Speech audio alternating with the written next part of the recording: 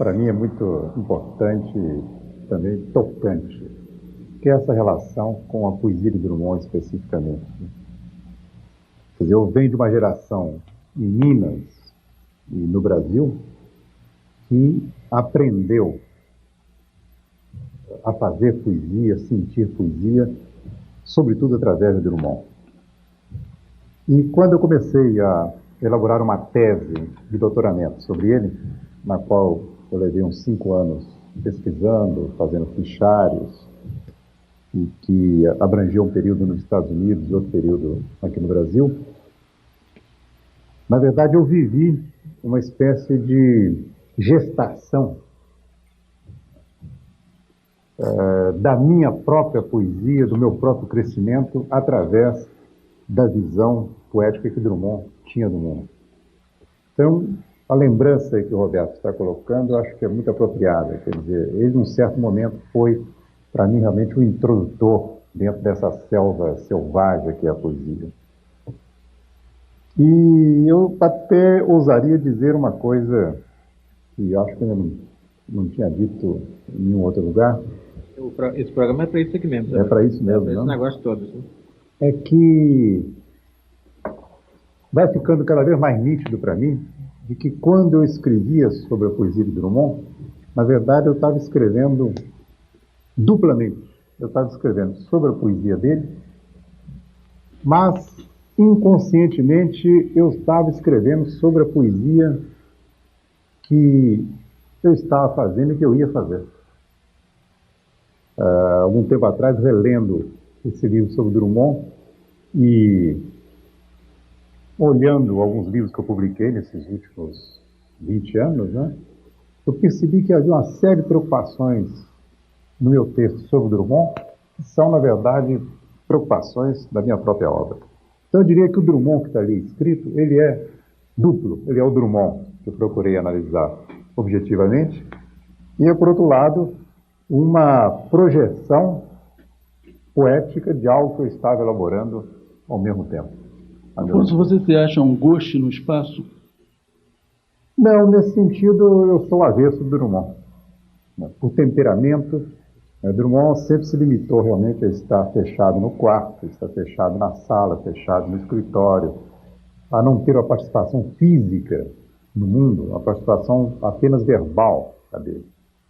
E mesmo assim até limitada. Limitada, né? Por exemplo, na última ditadura brasileira, ele poderia ter tido uma participação realmente mais aberta e mais incisiva. O meu temperamento me conduz a uma outra postura. Então, eu diria que eu parto por uma poética de alto risco. Está no meio da rua, está no meio dos acontecimentos, e arriscando, inclusive, certos textos que podem dar certo, podem não dar certo, porque o texto é feito no calor da hora, a pedido da televisão, a pedido do jornal, correndo o risco que, às vezes, certos colegas não querem correr, porque querem escrever obras para amanhã, para o futuro. Como dizia o Idobro, né? Se todos fizerem a obra de amanhã, quem é que vai fazer a obra de hoje? Dos objetivos desse programa é saber quem é você, como se apresenta Afonso Romano de Santana. É permitido ler poesia aqui, não é? É obrigatório. As pessoas que vão ver esse programa suportam poesia, não é? É obrigatório. Eu diria o seguinte, há um poema meu chamado Sou um dos 999.999 poetas do país. Sou um dos 999.999 poetas do país que escrevem enquanto caminhões descem pesados de cereais e celulose, ministros acertam o frete dos pinheiros, carreados em navios alimentados com óleo que o mais pobre pagará. Estes são dados sociais de que não quero falar, embora tenha aprendido em manuais que o escritor deve tomar o seu lugar na história e o seu cotidiano alterar. Sou um dos 999.999 poetas do país, com mãe de olhos verdes e pai amulatado. Ela, a força de Ares na azáfama da casa, a decisão do imigrante que veio se plantar. Ele, capitão de milícias, tocando flauta em meio às balas, lendo salmos em esperanto, sobre a mesa domingueira.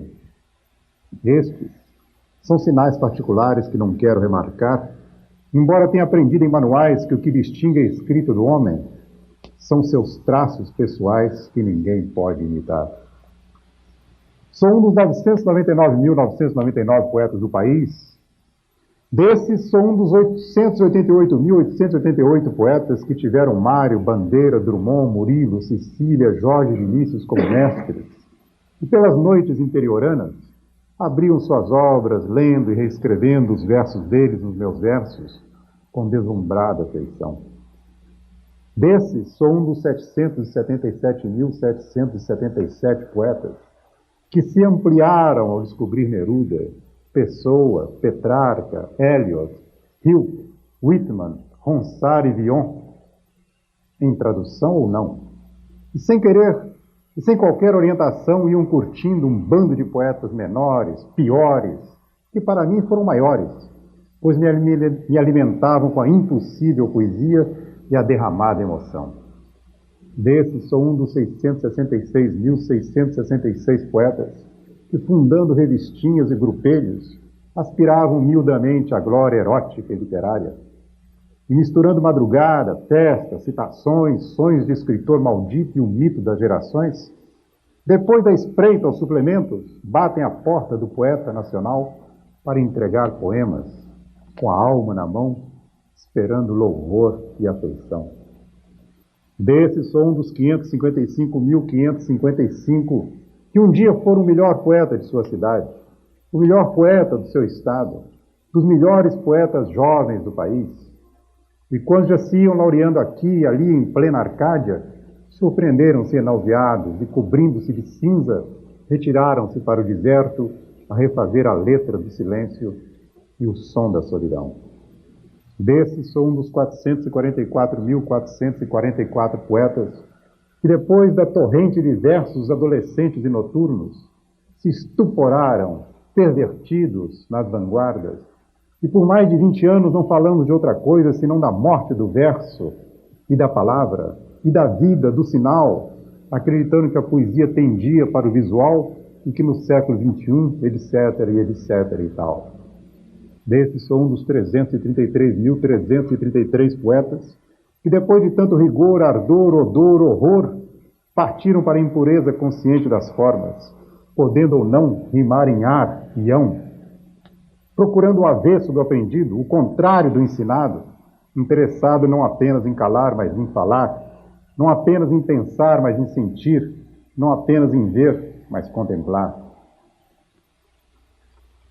Fugindo do falso novo como o diabo da cruz, porque nada há de mais pobre que um novo ovo de ouro gerado por falsas galinhas de prata. Desses, sou um dos 222.222 poetas que penosamente descobriram que uma coisa é fazer um verso, um poema, ou mais, e receber os elogios médio-medianos dos amigos, e outra, bem outra, é ser poeta e construir o projeto de uma obra em que a vida e texto se articulem, letra e sangue se misturem, espaço e tempo se revelem, e que nesta matéria revém o dito bíblico, muitos chamados e poucos escolhidos. Desses, sou um dos 111.111 professores universitários ou não, que antes de tudo eram poetas, patetas, estetas, profetas, que depois de ver e viver da obra alheia, estupefactos, descobrem que só deveriam sobreviver com a própria que escondem e renegam por pudor, recalque e medo. Sou um dos 999 poetas do país que, subtraídos dos 999.999, serão sempre 999 anônimos poetas expulsos sistematicamente da República por Platão, que um dia pensaram em mudar a história com 2 versos, pena e espada, que deu certo ao tempo de Camões, e que escrevendo páginas e páginas não mudaram nada, senão de tinta e de endereço. Mas foi dessa inspeção ao nada que aprenderam que na poesia o nada se perde, o nada se cria e o nada se transforma.